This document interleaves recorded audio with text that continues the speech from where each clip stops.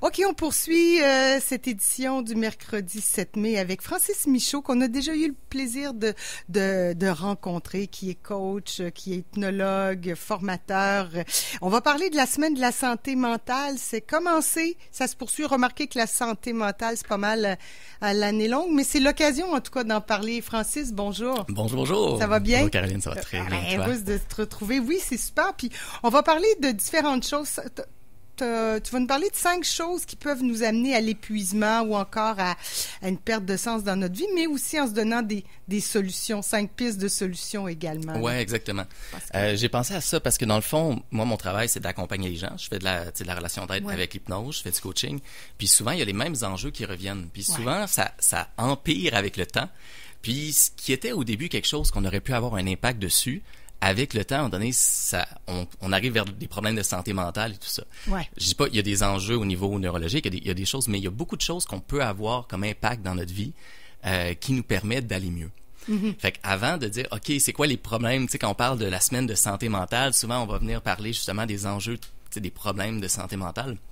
Mais avant ça, est-ce qu'on peut parler d'hygiène mentale? Ouais, c'est ça, là, parce que c'est sûr que si on est bipolaire, éventuellement, ça prend une thérapie, il y a des choses. Mais à la base, pour bien se sentir, on dit toujours un esprit sain dans un corps sain, ben c'est ça, il y a de l'hygiène à faire, il y a des petits... puis on prend soin de son corps, on prend soin de son esprit. C'est ça, exactement. Tu sais, on va prendre une douche, on va se brosser les dents, on va faire du sport, on va regarder comment est-ce qu'on mange. Mais il reste que notre cerveau, c'est le système central, c'est ça qui gère. Et puis, il y a tout le côté, justement, plus de mental, psychologique. Ben, des fois, on met ça de côté. Est-ce qu'on fait une douche mentale, des fois, pour évacuer ce qui traîne?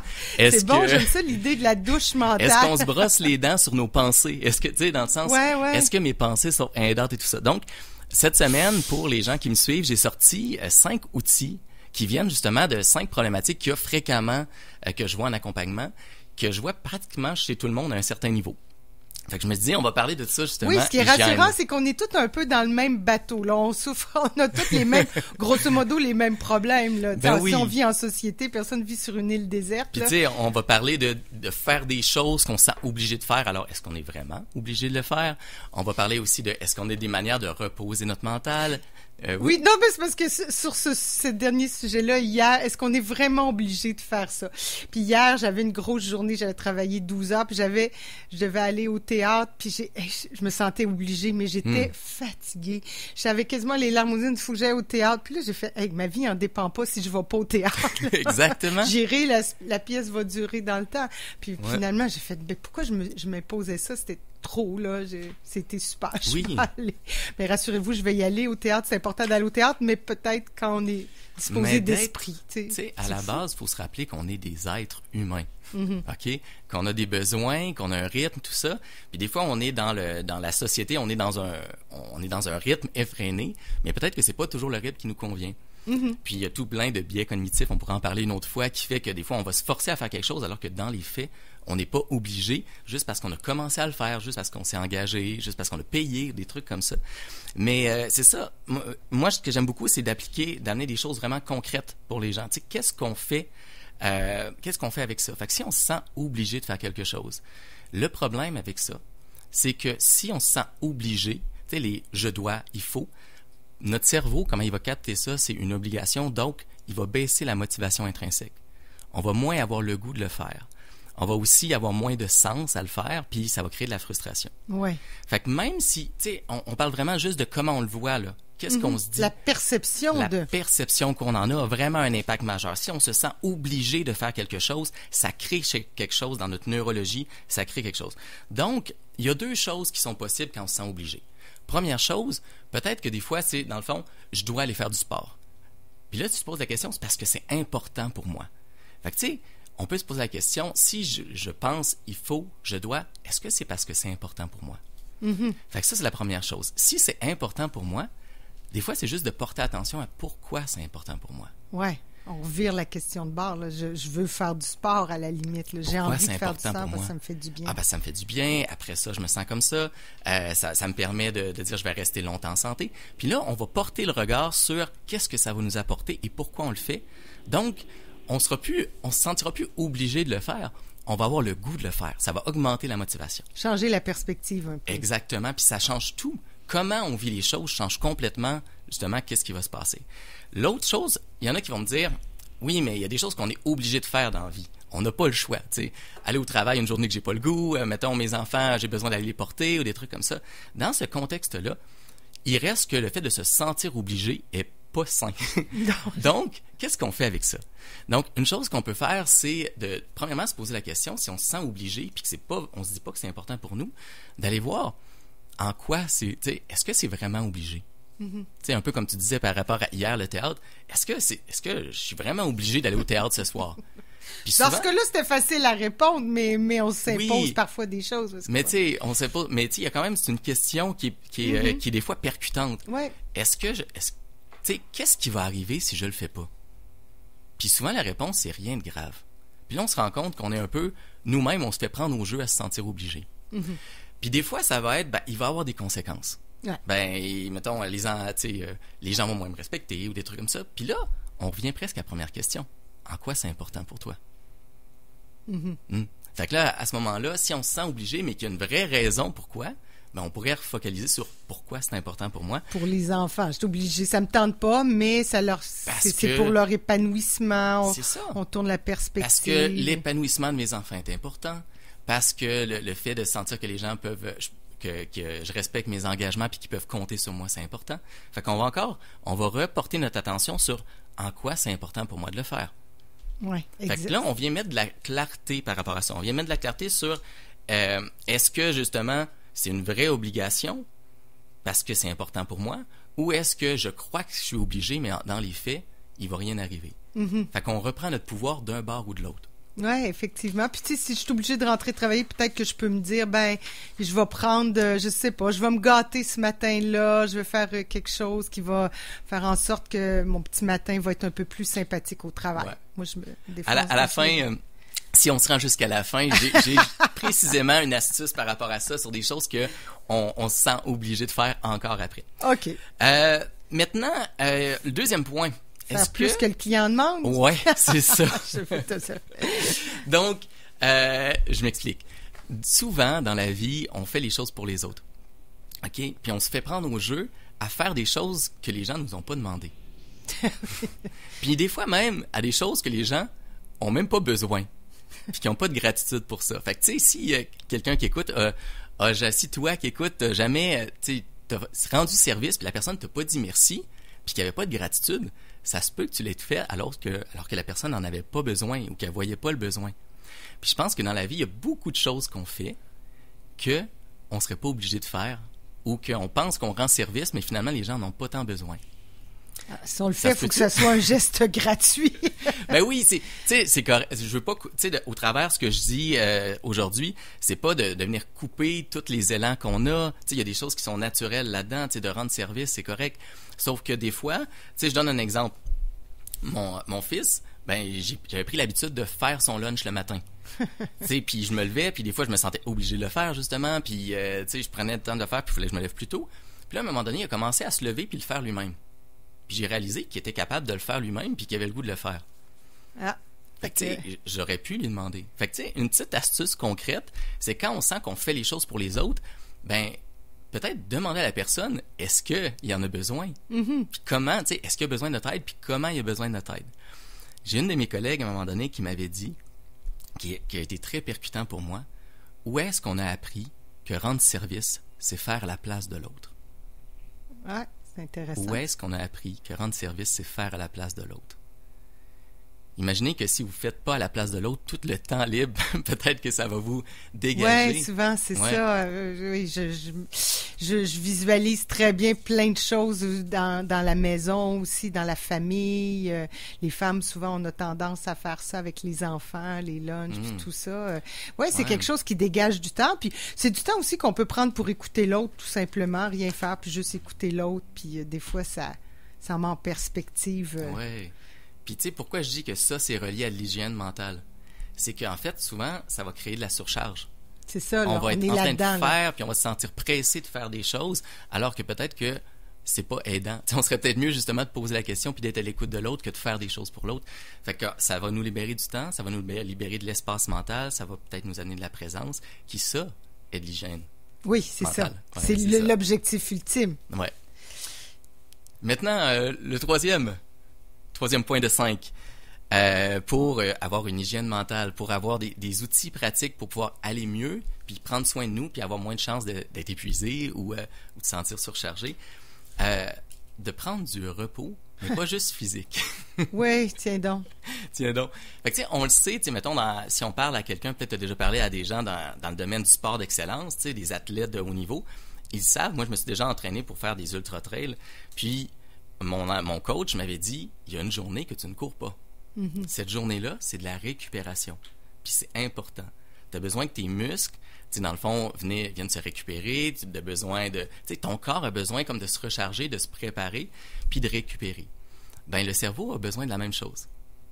J'ai entendu une recherche qui était super intéressante en neurologie, justement, où ils se sont rendus compte que d'avoir un moment d'arrêt, tu sais, comme quand on est dans la lune, quand on médite, quand on regarde dans une direction puis on décroche, c'est ce qu'on appelle le mode par défaut. C'est un mode qui permet à notre cerveau de prendre une pause, puis c'est comme un reset un peu. Ça permet de se régénérer.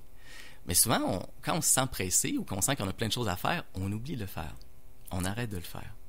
Ouais. Ouais. Intéressant, ça. Oui. Fait que, tu sais, d'avoir des moments d'arrêt, parce que si notre cerveau prend pas le temps de pratiquer, justement, de s'arrêter. Là, on parle-tu de... Ben, la méditation, c'est un très bon moment, mais des fois, il y en a qui disent, je n'ai même pas le temps de faire de la méditation, je sais pas comment, je peux pas. Mais on peut faire de l'auto-hypnose, on en avait parlé, ça. Exactement, il y a tout plein de manières. Mais par rapport à ça, moi, à un moment donné, j'avais été au courant de... Il y a une citation zen qui dit « Tout le monde devrait méditer 1 heure par jour. » Et ceux qui disent qu'ils n'ont pas le temps devraient méditer 2 heures par jour. Je la trouvais très bonne. Je te dis pas de méditer 2 heures par jour, mais il y a quelque chose là-dedans qui fait réfléchir. Si on n'a pas le temps, tu sais, puis il y a Tony Robbins aussi qui est un coach très connu qui disait si t'as pas 5 minutes pour t'arrêter, pour respirer, t'as pas de vie. Non, tant qu'à ça, c'est ça. C'est ça. Puis souvent, par défaut, tu sais, quand on est malade ou quand ça va mal, on va prendre le temps de s'arrêter. On n'a comme pas le choix. On n'a pas le choix quand on est malade. Mais est-ce qu'on est obligé d'attendre d'avoir pas le choix avant de se reposer? On pourrait se reposer à petits moments dans notre journée pour être plus habitué. Fait qu'on parle de quoi? Ben, on peut parler de méditation, oui. Mais ça ne veut pas dire que ça parle à tout le monde. On peut parler d'auto-hypnose. On peut parler de tomber dans la lune pendant un instant. Ça, c'est... Oui, c'est ça. Hein? D'arrêter. Tu sais, puis en fait, ce qui est important, c'est que notre cerveau a besoin de moments où on n'est pas dans la productivité, où on n'est pas dans l'efficacité. On a besoin d'enlever cette pression-là de faire quelque chose parce que c'est utile, puis d'avoir des temps à rien faire. Puis marcher, moi, ça le fait. Puis mon cerveau, des fois, il passe sous plein d'affaires, mais je ne saurais pas dire à quoi j'ai pensé, mais j'ai pas l'impression d'avoir médité ou que j'ai pas pensé à rien, mais je sais pas trop à quoi je pense. Mon cerveau doit je sais pas, il se vide. Ça. Et la marche étant, pour moi, en tout cas, une bonne façon de faire. Là, mais tu sais, tu le dis, il y a des moments, on le sait. En forêt, c'est encore mieux. Ben oui, aller en forêt. Des moments, tu sais, des moments où notre esprit fonctionne différemment, où on n'est pas sur du... Tu sais, il n'y a pas le même fonctionnement. On n'est pas dans un mode efficace, productivité. Il y a quelque chose là-dedans qui est vraiment important pour notre cerveau. Puis, tu sais, partout dans le monde, dans toutes les sociétés, tu sais, j'étais allé en Indonésie à un moment donné, puis il y avait des gens qui étaient sur le bord de la rue, puis ils se parlaient pas, ils étaient juste là à rien faire. Puis là, j'étais comme, tu sais, ma vision d'occidentaux de dire, ils perdent bien leur temps, tu sais. Mais en même temps, à un moment donné, il leur vient une idée, ils commencent à échanger quelque chose, ils partent à rire, puis ils trouvent des solutions par rapport à des choses. Il y a ces moments-là d'arrêt. En Italie, il y a quelque chose qui appelle le fariante. Oui, qu'on n'a pas beaucoup ici. Apprendre, puis il y a un de mes amis qui disait à un moment donné, il disait qu'il faisait du fariante. Il était dans sa cour, puis il regardait comme ça, puis là, sa blonde est arrivée, puis elle a dit « Hey, j'ai besoin de toi ». Il dit « Attends un petit peu, je fariante ». Il était occupé à ne rien faire. Mais comment est-ce qu'on pourrait justement remettre...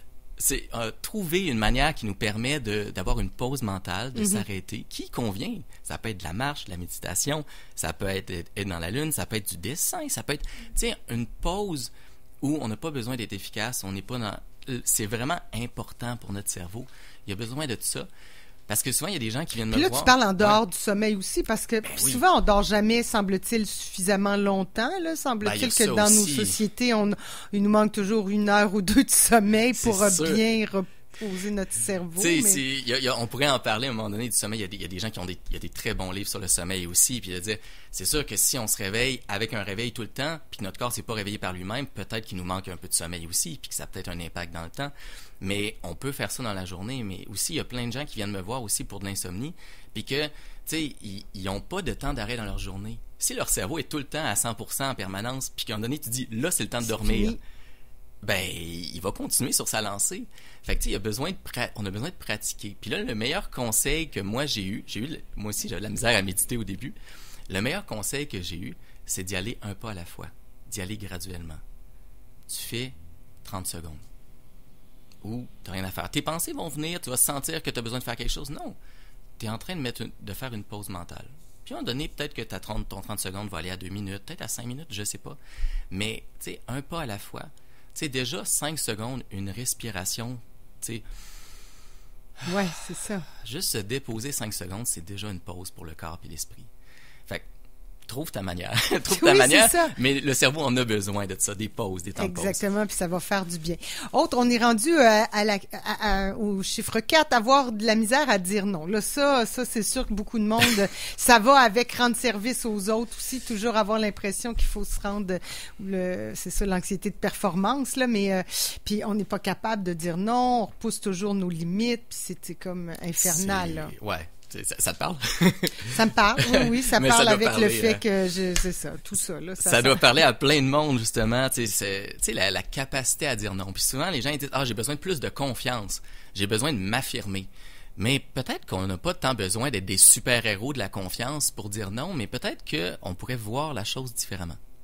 Parce que c'est ça, tu sais, souvent, quand on parle de surcharge, de faire des choses qui ont moins de sens pour nous, de se déconnecter des fois nos besoins, mais souvent c'est ça, c'est parce qu'on se fait demander des choses ou on fait des choses pour les autres. Déjà, on fera pas les choses qui nous ont pas été demandées ou le moins possible. Ouais. On va déjà se surcharger comme on a parlé avant. Mais des fois, il y a des gens qui vont nous demander des choses, puis on n'aura pas le goût de le faire. Et on va dire oui, pareil. Parce que, on a appris ça dans notre société, on a appris ça dans notre éducation aussi, puis dans le vivre ensemble dans notre société, c'est bien aussi de rendre service. Sauf que le problème, c'est si ça arrive trop fréquemment, tu sais, une fois de temps en temps, c'est bien, mais si ça devient presque une constance pour nous, puis à tous les jours, on est en train de faire des choses alors qu'on sent à l'intérieur qu'on aurait voulu dire non, qu'on aurait dû dire non, c'est là que ça crée de la frustration, on se déconnecte de nos besoins, puis on arrive à « je sais pas ce que j'aime ». J'ai un temps d'arrêt, puis je sais pas quoi faire, je sais pas qu'est-ce qui me convient parce que j'ai fait des choses pour les autres. Mon focus était là-dessus. Fait que là, il y a des méthodes très concrètes pour avoir un impact là-dessus. Premièrement, je vous raconte une petite histoire. Il y a un donné, une de mes clientes, que dans le processus, elle avait cet enjeu-là. Puis elle se rend compte que on revire à l'envers, puis elle réalise qu'elle voudrait que les gens qu'elle aime, puis à qui elle tient, lui disent la vérité. Ah oui. Parce que quand on y pense, mettons on revient à l'envers, tu sais, t'as un ami, quelqu'un de proche de toi, puis tu lui demandes quelque chose. Est-ce que tu voudrais qu'il te dise oui alors qu'il n'a pas le goût? Ou qu'il te dise non, puis qu'il t'explique pourquoi, puis peut-être que tu trouves une autre solution? Mm-hmm. Fait que tu sais, c'est presque un enjeu d'authenticité, puis c'est un peu percutant quand on le voit comme ça, parce que la majorité des gens veulent être authentiques, veulent être vrais. Mais ça veut aussi dire exprimer quand quelque chose dépasse tes limites, pour être authentique. Oui. Bien, l'affaire là-dedans, puis là, écoute, on pourra en parler, mais dire non à quelqu'un, on dirait qu'il faut une raison. Des fois, c'est juste non, ça me tente pas, je suis fatiguée, j'ai pas le goût, là, tu sais, puis c'est peut-être pas la bonne raison que ton ami voudrait entendre. Il y a ça aussi, tu sais. Si tu expliques la bonne raison, quand il y a une bonne raison, je veux croire, mais quand il n'y a pas de raison, c'est ça qui est difficile. Des fois, je suis, oh mon Dieu, qu'est-ce que je pourrais y dire parce que ça me tente pas, ça me tente juste pas. Tu sais, il y a ça aussi, on est mal parce qu'on n'a pas de bonne raison. C'est juste que ça nous tente pas. On est fatigué. Et si c'était une bonne raison, ça? Oui, peut-être. Parce que moi, je suis peut-être un peu utopiste, là, mais je pense que les êtres humains, on pourrait être plus vrais. On pourrait dire ce qu'on pense, on pourrait communiquer, puis on pourrait trouver une manière, justement, de répondre aux besoins d'une manière qui est mieux.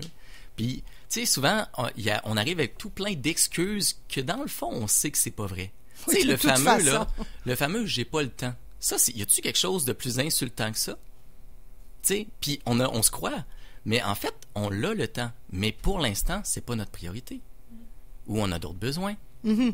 Fait que, tu sais, est-ce qu'on pourrait accepter que la personne en face de nous, elle ait ses besoins, elle ait un niveau d'énergie, Puis quand on lui demande quelque chose, peut-être qu'elle a déjà des choses en place.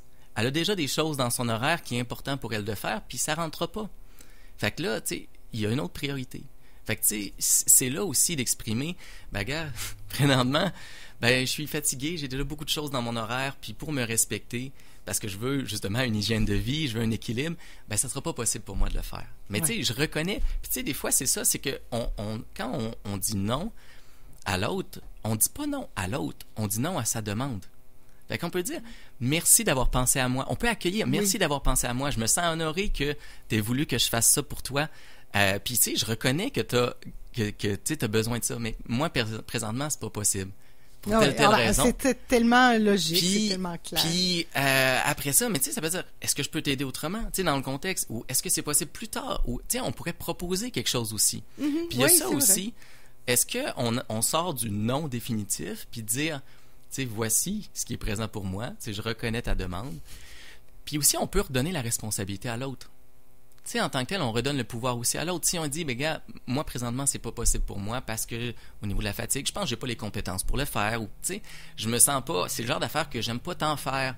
Tu sais, est-ce que ce serait correct? Tu sais, peut-être tu pourrais demander à quelqu'un d'autre. Ou, tu sais, on peut trouver des pistes. Mais même à ça, la personne, là, est responsable de son besoin à la base. Oui, exactement. Là, tu sais... T'as tout à fait raison. Si on la respecte, on reconnaît... On se respecte chacun. On se respecte chacun. Peut-être que la personne, elle va elle-même te dire « Hey, laisse faire, je vais le faire moi-même, ça va être correct. » tu sais. Je vais trouver quelqu'un d'autre. Je vais trouver quelqu'un d'autre. Ou dire « Hey, c'est vrai que... » tu sais, la personne, parce qu'on va être dans la vérité.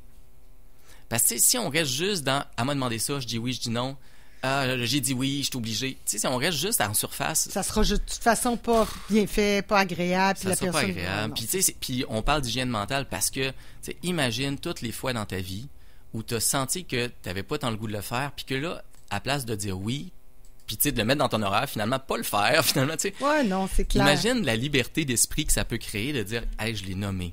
J'ai nommé ma vérité. Puis la personne, après ça, ça peut être, la personne elle va dire, ah oui, mais c'est vraiment important pour moi. Puis peut-être que tu vas dire, oui, ok, tu sais, tu me dis ça, je vais mettre des choses de côté, puis tu sais, j'accepte, mais tu vas le faire avec beaucoup plus de conscience, tu sais, tu vas le faire, tu vas être encore plus d'accord. T'sais. Il nous reste un point que je voudrais aborder, mais peu de temps. Ok, on va faire ça vite. Le dernier point, le 5e point. Oui, c'est par rapport au fait que dans notre société, on a appris beaucoup à faire. Okay? Ouais. On a appris à faire, puis on a appris à faire beaucoup parce que les gens nous ont récompensés dans l'action. Tu sais, on a eu des points bonus, des trucs comme ça. Et on pourrait voir, est-ce qu'on est en train de faire pour être aimé ou est-ce qu'on sent qu'on peut être aimé pour qui on est? Ah ben là, ça, c'est une grande question. C'est une grande question. Mais souvent, dans notre société, on est ce qu'on fait.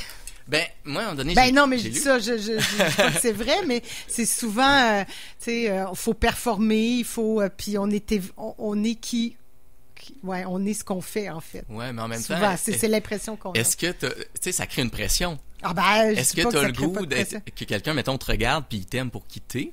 Tu sais, à un moment donné, j'ai vu une phrase qui était écrite, je t'admire pour ce que tu fais, je t'aime pour qui tu es.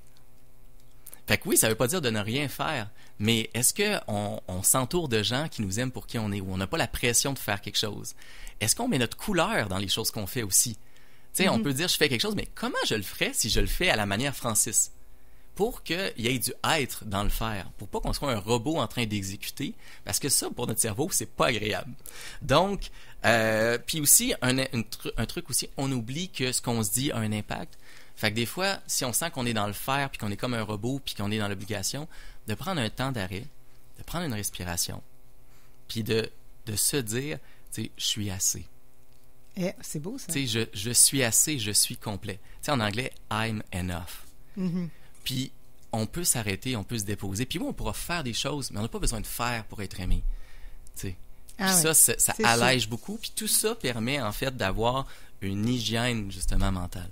D'avoir, tu sais, si on met ces choses-là, puis au pire, vous pourrez réécouter ça, puis s'il y en a qui sont intéressés... Oui, ben c'est ça, là. Vous viendrez sur mon site hypnologue.ca. Vous m'enverrez un petit mot, mais je vais rendre disponible aux gens qui veulent. J'ai tout écrit ça. C'est tout bien clair, bien. C'est ça.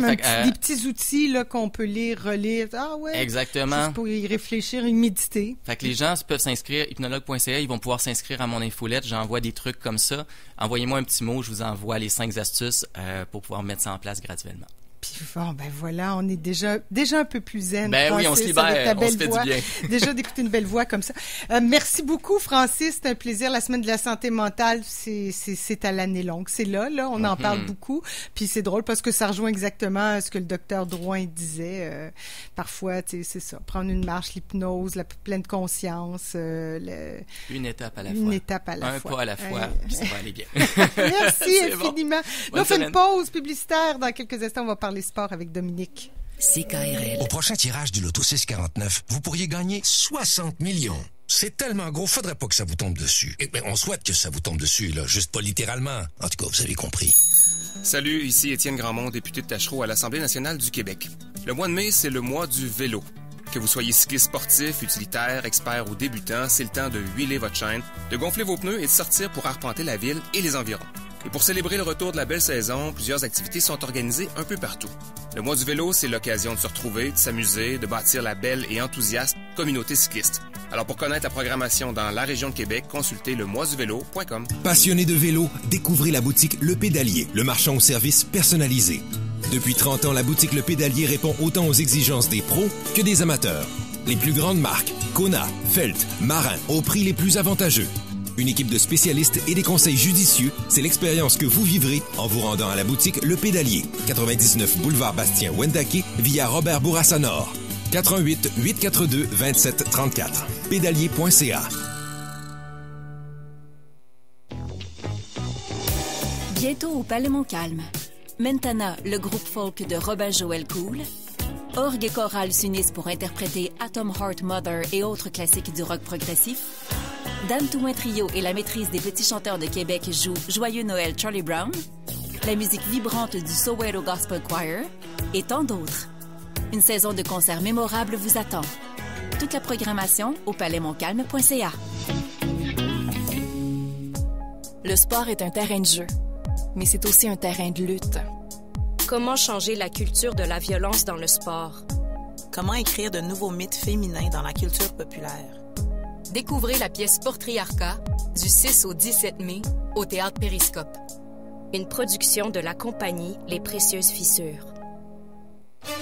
Dès le 28 juin, tous les chemins mèneront au Festival international du domaine Forget de Charlevoix. Partez à la rencontre de l'art et de l'autre. Entrez dans un univers en mouvement où la beauté est partout.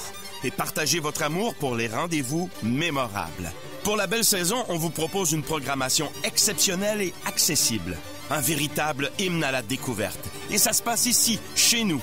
Êtes-vous prêt pour le voyage de votre été? Détails sur domaineforget.com. Ici Patrick Nizot, propriétaire de la Boîte à pain. Des pains artisanaux aux viennoiseries, en passant par nos pizzas et sandwichs, chaque produit à la Boîte à pain est une œuvre de passion. Venez découvrir nos 6 spécialités et goûter la différence. Notre mission? Offrir des produits de qualité et contribuer à la vitalité locale. La Boîte à pain, 4 succursales où le bonheur est croissant. Météo.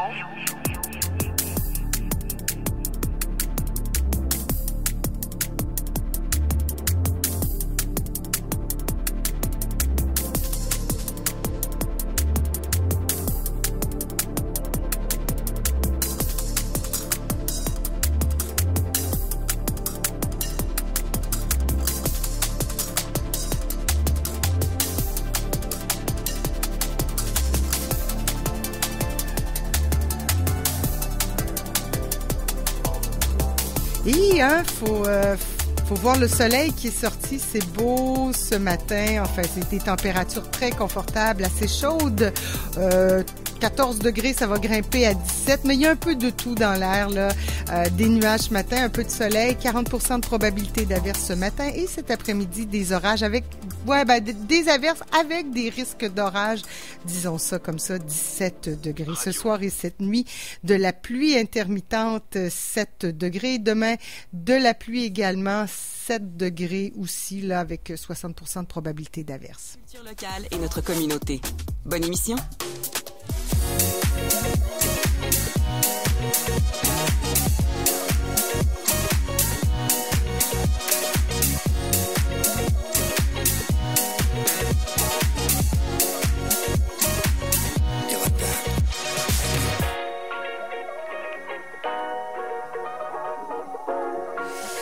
Bon, ben, en attendant, Dominique, on est toujours en compagnie de Francis Michaud, hypnologue, qui...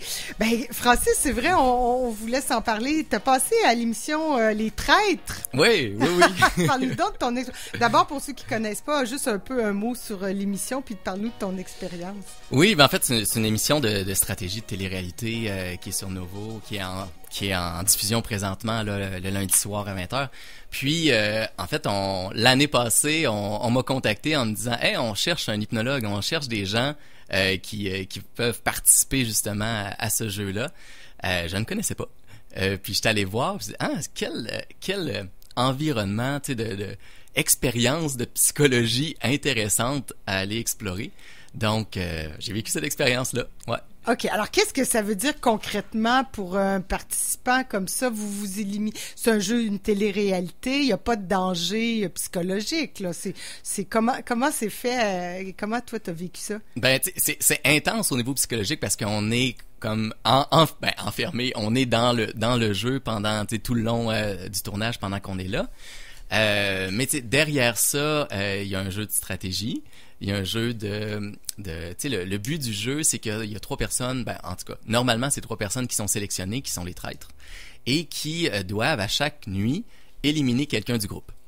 Et le groupe, lui, doit essayer de deviner c'est qui a été sélectionné, parce qu'ils le savent pas, et c'est qui les gens qui sont les traîtres, puis ils doivent essayer de, eux, en groupe, décider à chaque jour de sortir quelqu'un qui espère que c'est le traître. Ah ouais, parce que ouais, OK. Fait que c'est vraiment, tu sais, c'est un jeu. Puis moi, quand j'ai été invité, j'étais pas sûr d'y aller. Parce que, tu sais, il y a un jeu, tu sais, il disait, on a besoin d'un hypnologue, tu sais, pour le côté, tu sais, manipulation, influence, tout ça. Puis c'est pas vraiment mon créneau. T'es pas là-dedans, toi, là. Ben, c'est pour ça que je me dis, tu sais, il y a un petit côté pernicieux alors que t'es plutôt dans le positif, dans tout ça, là. Mais j'avais le goût, tu sais, de vivre cette expérience-là, du tournage, puis je me disais, ben, je vais quand même arriver avec ma couleur. Puis tu sais, j'ai déjà fait de l'impro, j'ai déjà fait du théâtre, fait que je me disais, tu sais, ça reste un jeu, tu sais, on est un peu dédouané dans le contexte du jeu de faire ça. Et tu connaissais les autres participants? Ben en fait, il y a un des participants parce qu'on les connaissait pas à l'avance. Puis quand on arrive là, il y en a un. T'arrives là sans les connaître, puis là, tu les découvres. Puis on n'a pas le droit de se parler avant que le tournage commence. Puis quand on arrive, ben au moment où on commence à parler, ben là, on peut comme échanger sur qu'est-ce qu'on fait, puis tout ça. Puis il y en a un, dans le fond, qui est synergologue, que j'avais déjà suivi une formation avec lui. Donc, quand on s'est croisés, ben on était comme bon, un peu un collègue dans le, tu sais, au niveau du long verbal, au niveau de, tu sais, de. Là, excuse-moi parce que j'ai pas suivi la série, là, je connais, mais j'ai pas suivi. C'est diffusé, c'est fait, là, tout le monde, il y a un gagnant ou c'est en ondes? Ah, c'est pour ça qu'on peut pas trop en parler. Fait que là, je peux pas dire tout. Ok, je peux dire ce qui a été diffusé, là. Donc, ceux qui l'écoutent savent que on est dans la saison, là, où on peut le voir. Ouais. Savent que dès le début, j'ai fait un move qui a joué un peu contre moi. Mais c'est ça, mais ça a vraiment été une belle expérience, puis c'est vraiment particulier comme expérience. En tout et partout, là, les gens sont là combien de temps dans... C'est à peu près 2 semaines, le tournage. OK, quand même. Donc, c'est viable, là, tu sais, on peut prendre... Ouais. On peut se dire, bon, on s'isole de sa carrière, puis tout ça pendant 2 semaines. Oui, parce qu'on est coupé du monde, là, tu sais, on a plus de cellulaire, on a plus... Mais c'est drôle, ça, je déborde un peu de l'émission pour te parler de ton métier d'hypnologue. Il y a quand même un mystère autour de ça, alors que c'est très thérapeutique, c'est bien concret, c'est pour... Mais c'est drôle, cette aura de mystère-là, comme si c'était un mentaliste. On sait que, tu sais, parfois, il y a quelque chose, c'est pas la même... Tu sais, c'est pas tout à fait ça non plus, là. Ben, je pense que, étant donné qu'on parle d'émotions, puis de cerveau, puis ce qui se passe, tu sais, comme dans la tête, puis qu'on le voit pas, je pense que c'est ça qui fait que il y a un peu de mystère. Tu sais, si ça serait quelque chose de physique, tu sais, si on manipulait un bras, ou tu sais, mettons, si on serait ostéo, chiro, on le voit physiquement, tu sais. Donc, je pense qu'il y a ce mystère-là. Puis, tu sais, en fait, l'hypnose, quand on s'intéresse à ça, on se rend compte qu'on utilise déjà ce que le cerveau fait. Fait que c'est pour ça que tu sais, je donne un exemple. Quand je donne des formations, je dis, par exemple, de se calmer, de s'apaiser. Tu sais, tout le monde est capable de faire ça à un certain niveau. Quand on s'endort, on le fait. Quand on est comme bien dans un contexte, on le fait. Mais de le faire sur demande, c'est pas tout le monde qui est capable. Mais ton cerveau, il est capable de le faire. Fait que, tu sais, moi, mon but, c'est de prendre les mécanismes normaux du cerveau. Tu sais, de faire un deuil, de lâcher prise, de reconnecter à une expérience, tu sais, puis les connaissances qu'on a, tout ça, Ben, moi, mon but, c'est d'aider la personne à le faire, mais comme un peu sur demande, d'une certaine manière. Puis, tu sais, le spectacle donne l'illusion que c'est comme si on prend le contrôle. Mais il faut se rappeler que c'est comme si, inconsciemment, on accepte le cadre.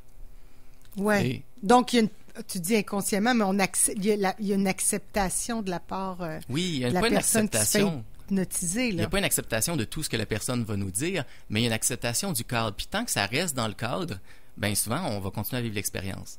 Fait que, tu sais, je donne l'exemple, souvent, il y a des gens qui disent que ils sont allés dans un spectacle en hypnose, puis ils sont allés sur le stage, puis ils ont fait des choses qu'ils n'auraient pas voulu faire.